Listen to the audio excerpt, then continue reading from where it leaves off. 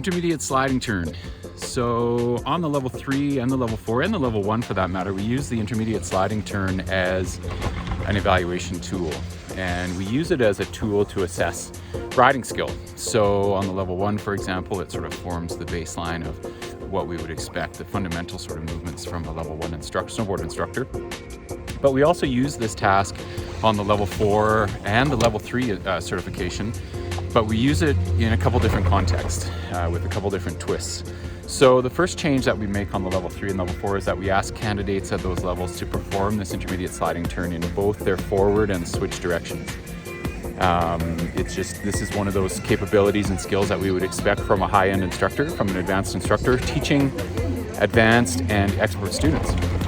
And then the other little twist, or the other context that we do this task in, or we evaluate this task in, is that we put it in higher end terrain. So for the level 3, for example, it's groomed terrain, level 3 and level 4, but for the level 3, we would do it on an advanced or a black diamond groomed pitch. And then for level 4, we would even push that a little steeper, maybe into almost the double black sort of groomed pitches. So the challenge there as an evaluation tool is that we're looking for the performance of this intermediate sliding turn in that challenging terrain where you're dealing with higher pressures, the ability to, or the need to control speed a little bit more. And so this is probably the most commonly misunderstood evaluation task at the level 3 and level 4. And there's a few questions that come up. The first question would be, where should the edge change happen? Does the edge change need to happen at or below the fall line? And my answer to that would be no, the edge change wouldn't need to happen at the top of the arc. The edge engagement needs to happen at the top of the arc. And so that's much different than performing, say, an intermediate style sliding turn or even a novice style sliding turn on a flatter green pitch. As soon as we put this task on black terrain, on a black pitch, we need to get on top of that edge early in the arc so that we can start to moderate pressure, use the pivoting movements that we need to use, moderate edging, all of those things to create turn shape. The other big question that we get is about the track in the snow on this one. And the question would be, should the track in the snow be fairly wide, kind of a fat track in the snow? And again, I would say for this one, no. So you can use your own performance if you're practicing this task to shoot for about a track in the snow that's about a board width or a board and a half width wide at the apex of the turn. We're really shooting for that kind of crescent moon shape track in the snow after you do these turns, which really shows a good mastery of those 3 kind of movements or skills of pivot, edge, and pressure. And then the third question that we get a lot with this one is why? Why do we assess this task at the high end levels?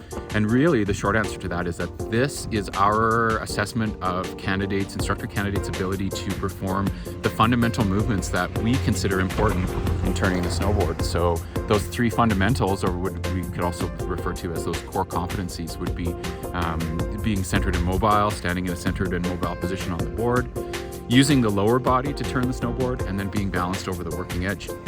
And if those 3 things are in place, then we'll get that crescent moon shape and that sort of medium speed on that advanced terrain.